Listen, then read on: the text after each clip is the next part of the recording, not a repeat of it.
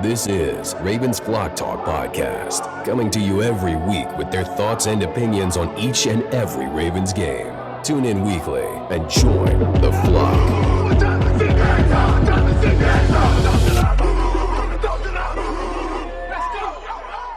This is Ravens Flock Talk. I am your host, Brandon, and my dad joins me as my host as well. Wow. What can you say other than we got absolutely manhandled? The score was not a true reflection of this game, but when is the last time at home, prime time, that the Ravens got manhandled like this on both sides of the ball, the defensive line, the offensive line? We were pushed around. And credit to the Lions, man. They came in there and took care of business. But this was a ugly win and such a defeating win in terms of how they beat us. We just did not come to play. Absolutely. You know what? Monday night, prime time. Everybody's looking forward to it. We got our black uniforms. We were going to play smash mouth football, and we got torched on both sides of the ball. So very disappointing to have a primetime game and have a performance like that, Brandon. Yeah, the talk of the town has been the defense and specifically Zach Orr. We could not generate a stop when we needed it the most. Yeah. And the bottom line is they're 3 for 3 on fourth down. Dan Campbell, he's a leader of men, and he out-coached John Harbaugh from the beginning to the end of this game, stuck to his identity of the team, and it's unacceptable. You needed a play, one of those fourth downs to go in your favor. The one of the early drives, it's 4th and 2, soft coverage on Kyle Hamilton, on Amon St. Brown. Can we get some press coverage once? Just change it up a little bit, John, Zach, or to get some momentum going, and they stayed with it the whole game. Yeah, nothing changed. It seemed like no adjustments. No adjustments. That's what I was going to say. No adjustments made. We barely ever go man to man in critical third downs. Like you said, fourth down, 3 conversions. No pressure on the quarterback. None. No sacks. 7 sacks to 0 for us. I mean, and where's our identity? This is Ravens ball, and you know what? Your coach, your team takes the identity of the coach. Yeah, and you could see Dan Campbell's men rally around him, fired up, ready to go. He's fearless, and they know it, and they know he's going to go on fourth down. They're prepared for it. They had a great. You can't take anything away from Detroit's game plan. It was to perfection. The one thing that shocked me is, with the change of their coordinator, Ben Johnson was razzle-dazzle, throwing it all over the place last year, trick plays. But they just punched us in the mouth this game. I did not expect that, and it's because I had this mentality of the old Lions with Ben Johnson, but they were ground and pound. The holes were. I mean, if you're a running back, this is your dream game to play. Yeah. I mean, gaping holes, nobody in the vicinity. That's whole game. That's what I took from it, looking at the game. I mean, almost every play there was a gap for the running backs to go in, and I'm like, close it up, guys, close up those gaps. You can't tell me that. Okay, I get Matabike's hurt, right, and okay, Van Noy too, but Matabike, one guy causes this? Yeah. There's no way, man. There's no way. We have a rotating group of nose tackles, defensive tackles to work with.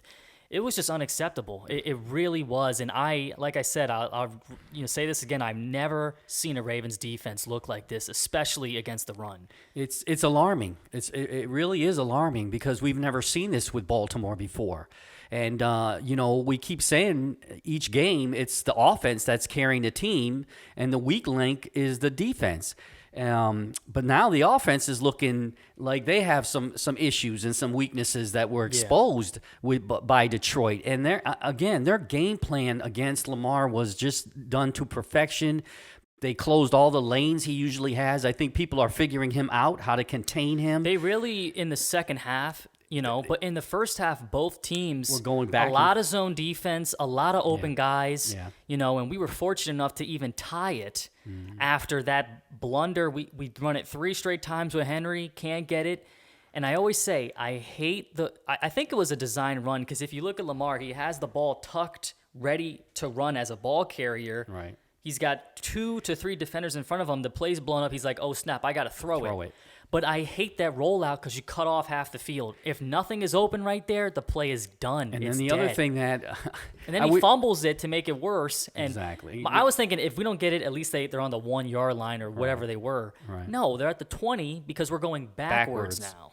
Yeah, and Tom Munkin needs to stop this trickery in the red zone, these trick plays with Henry throwing the ball that was almost an interception in the end zone, which would have been devastating. After we methodically move the ball, it down. We're going to throw it with Henry. Speaking about methodically, Brandon, how about Detroit on the 2-yard line, the 3-yard line, going 98 yards in 10 minutes on the clock? Multiple times.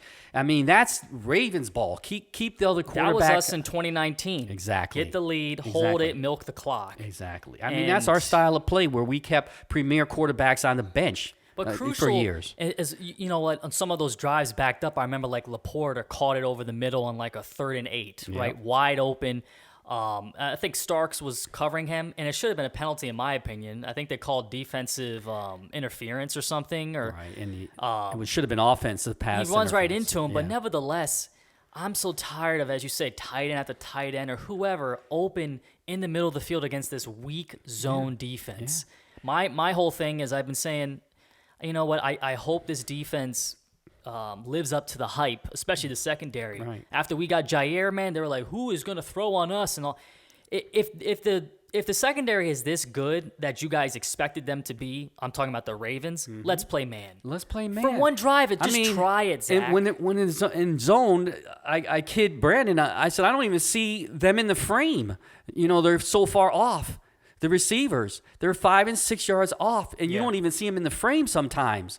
So, and you know, coming up and stop, that's 5 and 6 yards. Think about that, a running back doing that, gashing, which they did, by the way. But even the third and longs were given up too. Yeah. It's like, what is this? What is the solution with this defense against contenders? That's what makes me nervous. I thought that the turnovers that we got in Cleveland, even though it's Cleveland, that momentum was gonna carry over into this game. We would get something. Yep. We can't get a turnover against the top teams, and this whole score for score, it's not sustainable. You got to generate some sort of turnovers, and we're the ones always committing it, and then we end up losing. Exactly. It's not sustainable. So, you know, I feel for Derek. You know, fumbling each game. I hope it doesn't get into his psyche. I hope it doesn't get into his head. That was unfortunate, a punch from behind.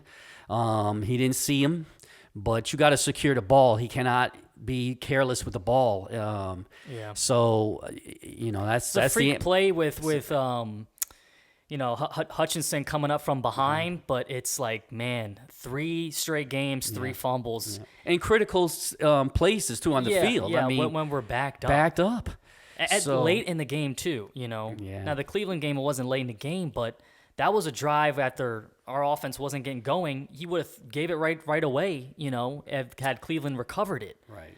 But before we switch to the offense, you want to highlight one particular person on defense that had the anomaly year last year, but let's just be honest, he was Swiss cheese. He got burnt all throughout the game. Yeah, you're all throughout the game. Taking my thunder from me. Humphrey he had a awful game, both on run. He wasn't tackling. He had one good play where he ran down. I forgot who it was, Brandon. It was Montgomery, the breakout run. Montgomery. And he comes out of nowhere. Yeah, he came from behind, and that was he after showed the play was already blown up. Right, and he already had 40 yards on him. So I mean, this showed his speed. But man, getting beat on the outside multiple times, touchdown catch on him. I don't know. You know, he had that great year, got the big contract, and I haven't seen much of him in terms of interceptions. He's a good tackler. I'll give him that. He's very physical, but if he's not getting pass interference, he's getting touchdowns on him. Yeah. So that's all I wanted to say. You know, he got beat for the touchdown on Amon-Ra, and then 4th and 2. I'm like, as bad as we played, just give us one play. One stop. One play. And I want to see Nate. Nate is our stud corner. I want to see him on the best receiver. Yeah. But he got beat again. And what balls it took to call that on 4th and 2 to throw it deep like that over the top instead of a regular handoff or something. I guarantee you, if that's us in that position, we're not converting. Right. I just don't have confidence, I mean, Campbell threw the playbook at the Ravens, and it was successful. He did trick plays. He did just plays in the gap, and it worked. So, and it was basically the physicality of Detroit just dominated us. And we're just not used to that, especially in prime time at home. It was embarrassing, to be honest with you, looking at it on prime time with the rest of the league looking at us as a top contender for the Super Bowl. We didn't look like it for sure Monday night, not at all. No, and with this notion that we're one of the best teams in the league, that's dead now until this team proves it. Yeah. Because I'm not to be a Debbie Downer and stuff. I still have confidence in the team, but they got to show it. They really got to show it. And this is why we get so frustrated with John, because this is our motto. We can't win the games that matter. We crumble in the fourth quarter, and people are expecting it. Not non-Ravens fans are expecting it too, let alone some Ravens fans. And now the motto is with the Ravens, we beat ourselves. We find a way to beat ourselves, whether it's a fumble, interception, and that's around the league. And so the commentators are saying that before the game, after the game, we are our own worst enemy, and we got to stop these turnovers and shooting ourselves in the foot. So, I don't want to be a Debbie Downer, but what can you say? The stats don't lie. Lamar, 7 sacks. 7. I mean, now's a good time to switch to the offense. I mean, both lines, offense and defense, just getting pushed around. You mean to tell me we don't have a better option than Daniel Falele? Yeah. We're 3 games into season. There are clips of him that I didn't post that's circulating online, multiple from different accounts. He's literally blocking nobody. He looks lost. Yeah. There was moments during this game we got Andrews trying to block Hutchinson. It's not a recipe for success, and I'm tired of one defensive pass rusher, dominating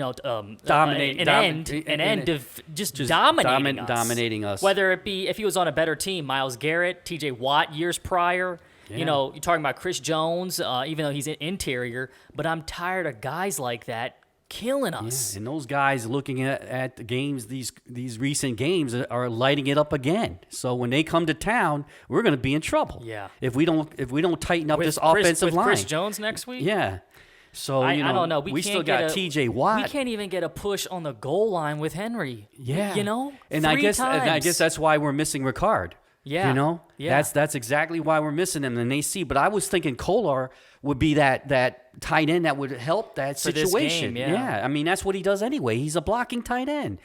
So, yeah. It was just, the offense was a lot better than the defense, but there was just weird moments like the wheel route with Justice Hill on third. It was like 3rd and 3.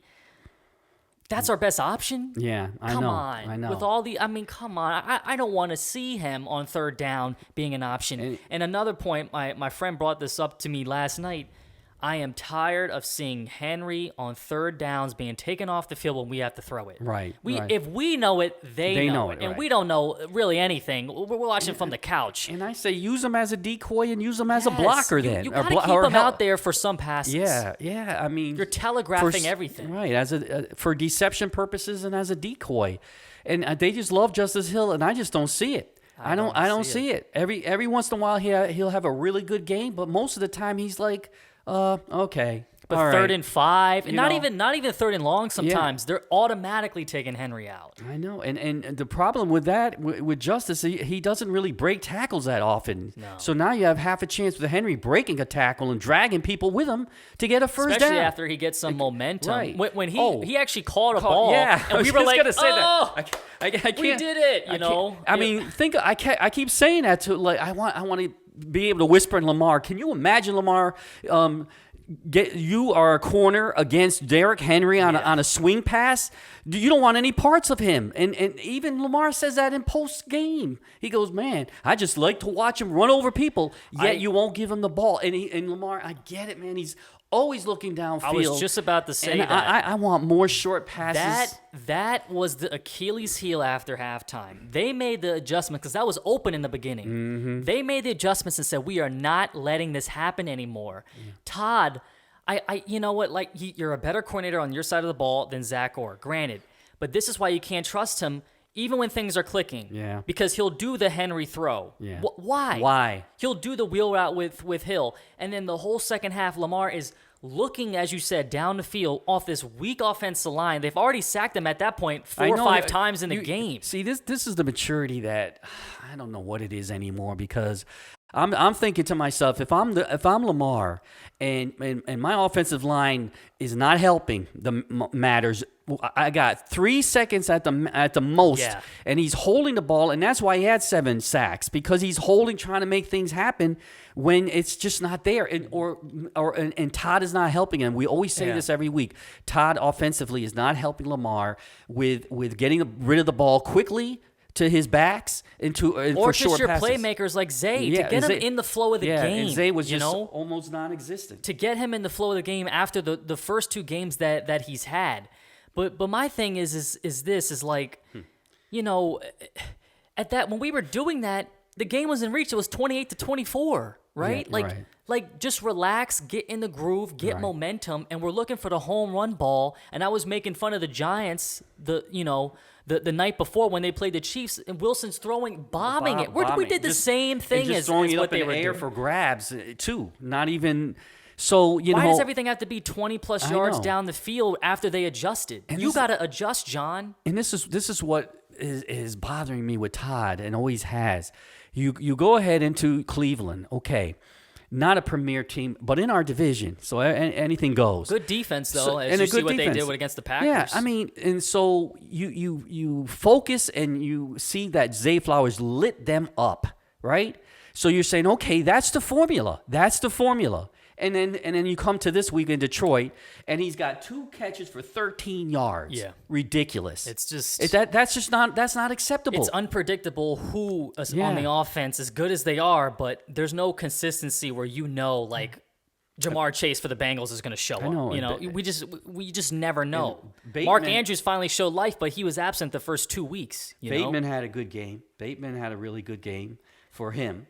And Walker continues to be a really good find, really. I will say, though, the positives of this is Mark Andrews showed life, is the fact that, we're consistently scoring minimum 30 points. That is the positive of this. Yeah. Not to be completely negative because it's a loss, but when the offense is humming, it's humming. But the one Achilles heel is you never know. All it takes is that one fumble or idiotic play to ruin the momentum, and this team doesn't know how to pull itself out back by the bootstraps. Even when Henry fumbled, we was still in the game. We still had a chance to win the game, and they can never do it. And these premier teams, to me too, from a coaching standpoint, the time of possession is really, really critical. Yeah. You can almost score too fast with Lamar throwing it down and scoring it, and having these premier, especially when our defense getting gashed all the time. Yeah. So you by doing methodical drives, you're able to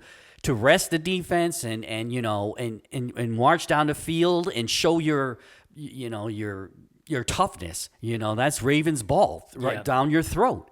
So, it's a double-edged sword all the time. When you score too fast, passing all the time, then time of possession, and it showed up in this game as well. Yeah. Especially, of course it did. They had 2 drives that were almost 11 minutes. yards. Yeah, 10 minutes and 90-something yards. Yeah. And that wasn't through passing either. That was gashing us with the running backs. Yeah, I mean, they could do anything they wanted. But I want to transition to a portion. We did this in week 1 where we highlight fan clips that they sent to us on Instagram. This first one is from Critch, the Degen. Hopefully I'm pronouncing that right, one of the 2 options, but this is what he's had to say.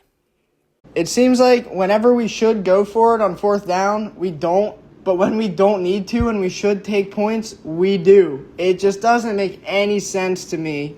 I don't know. That's just how I feel. So I was a bit confused about that because I think he was referring to just before halftime when we were on the 1 and we didn't get in. We went for it on 4th and didn't get any points from it. So I think he was saying at that point he wanted to just take the points. It would have been, 14-10. I wanted to go for it. You're at the 1, and that's where I disagree with him in that sense. But I just didn't like the play call. Yeah. I didn't like the play call with Lamar rolling out like that. The play was blown up. He eliminated one half of the field, as I said earlier. So I get it. I get what he's trying to say. Well, if you take that play out and you look at the overall comment, that's very common with Harbaugh. He's known for doing things wrong in those situations. So I think he may be talking about that as well. He's pretty much sick of it, and so are we when Harbaugh goes for it when he shouldn't, and when he should, he doesn't. So it's like it's the unpredictability that you get with the coaching staff. And that's what I like about Dan Campbell in Detroit. There's no ands if or buts. Detroit's going for it. Even though he's not calling the plays, though, you have trust. Yeah, well, and their coordinators are first-year coordinators, right? Like that pitch with Amon-Ra. Yeah, I mean, can you imagine the Ravens doing something like that? And it's a culture too. It's a culture. They have an identity. Identity. And they stick with it no matter who they play. And then no matter whether it's the offensive coach or the head coach, they have an identity. And those coaches know that Dan wants to go and won't argue with him because he's fearless like that. Our identity fluctuates with who we play. Yeah. You never know how we're going to show up against the bad team or a top team. Right. The consistency is not there. And again, we always say we have all the weapons. We just need to utilize them correctly. Yeah. I got 2 more clips I want to highlight. This second one is from Apex Trim. It's a little longer. It's 2nd and 3, 2nd and 2, and you're doing play action. Run the ball, toss it, just let him get ahead of steam. He's going to get 1 or 2 yards, and then you can sneak it in there trying to be cute. That's the thing. It's easy for just a normal fan to see. It doesn't make sense. Why are you running play action on 2nd? Do you wanna? I don't know. Sometimes I'm just I don't get it. They crazy. And they keep saying Harbaugh. What you want Harbaugh to do? He did go on to say that, he added on, I get to, now if it was Kyle Shanahan on the market or guys like that, guys that head coaches that call plays, then it's okay, I would be fine with that option. But again, I half of the fan base still defends Harbaugh because they're well, he's not the one fumbling, and I get that. I mean, I understand that, but we have this blown lead culture, fumbling at the end of the game mentality now, and he's been the guy that's been with us throughout all these coaching changes, all the roster changes. I want to change. Well, going back to his comments about 2nd and 3 and 3rd and 3 or 2, this is why we got Derrick Henry. Forget the fumbles right now. Mm-hmm. We got this huge running back, top 3 in the league, to do just that. That's his job. And this is what this guy is saying. Why are we not running the ball on 2nd and 3 and being cute with play action passes or some trickery stuff? Yeah. I totally agree with him. And that's our identity is what I believe he's saying. We are Ravens. We're run first. And, we can mix it up. And Lamar shows that he's a passer. A lot of the times they abandon it when Henry is not, being Derrick Henry, right. And they are quick. We saw that with Greg Roman, Yep. They're quick to just bail on that and start airing it out or doing a trick play or something. Great point. I mean, if Derrick's not having a good game in the first half, a run game in the first half and being stopped and stuffed, it's almost like he just abandons it in the second half. Oh, forget it. And then we're now all we do is pass in the second half and get ourselves in trouble with an interception or what have you. Three and out. So this guy makes a real good point. Thank you, fan. Appreciate it. Yeah. He's right on. He's dead spot on. One more to highlight. This is from Lawrence, Kansas. And at this point, we can't sit here and say that it's the players not executing. I think it's Zach Orr. But I'm going to bite my tongue a little bit because last season, the first couple games of the season, it was literally the same thing. And then midway through the season, we were first in every category. You know what I'm saying? Yeah, he sent that at halftime. Some people sent the halftime comments and at the end of the game. So that's more of a positive comment. You know, he's not wrong. Like, we ended up, as the season progressed, figuring things out. So that's what you cross your fingers and hope with Zach Orr. But it's tough to see at this point in stage when you got a lot of these contending teams have just as amount of weapons as us, and there's not any sort of positive insight that you see from the defense. Yeah, there's no learning curve for Zach Orr because we're in the division and the conference. The conference that with some can't juggernauts. allow that. Yeah. And this is his second year, right? Second year. He's got to be super speed now and catch up to everybody else and have an identity and get this team on the right track. We're not a rebuilding team. Yeah, you know. So he's been thrown into the fire with a lot of weapons to work with, and he's got to figure it out. Yeah, we're spoiled. We're not Jacksonville. We're not Carolina. This is Ravens ball, and he's got to have this identity, and he's got to show Todd and you know that he's gonna Todd, John, and most importantly, the defense. That they have confidence in their coach, right. That is going to draw up the best game plan. You know what? It makes me think. I didn't even think I was going to bring this up. There's an old clip of Ray Lewis talking when he was young, right? And Mike Singletary when he was, I don't know if he was the linebacker coach or the defensive coordinator, but when he was on the staff, he called a play call at the goal line, and Ray, I think it was at the goal line, and Ray was like, "Why? Why are we running this, right?" And Ray goes back to the sideline, is upset with Mike and talking. And this is a young Ray, mind you. And Mike's like, you know, former linebacker too, Hall of Famer. Hey, Ray, you got to trust in my play call. Whether you agree or not, you got to trust that you can execute what I call, you know, because if you don't trust me, this is never going to work. Right. And Ray took that throughout his whole career, you know, and it's like, even if I don't agree 100%, I got faith in my coach. That's right. That's the relationship Mahomes has with Andy Reid, right. And I'm going and so on. Execute no matter what. You have to have that. know. That's why coaching, we always harp on this podcast about coaching. Yeah. You are in, as I always say, a war, and you got to trust your guys. Yeah. That they're going to make the play, and your coach is going to call up the right call, but you got to execute it. And so our defense, as some of the fans have said, it's on the players, some of them that said that, right? Well, yeah, it goes back and forth, but the players got to come up big for the coach too. It's not just 100% one side and, you know, coaching and 100% on players. It's a unit. Yeah. But they're both not coming up at all against big games. And the execution plan, you know, has to be tight on the practice week. It can't be hither thither, you know. It's got to be we practice this, right? And then the other thing is that, like, I can't think of the blitz. This Jared Goff, he didn't get sacked once. I don't even see pressure. Statue. And he's not mobile, and I don't remember blitzes going on or changing up. I just.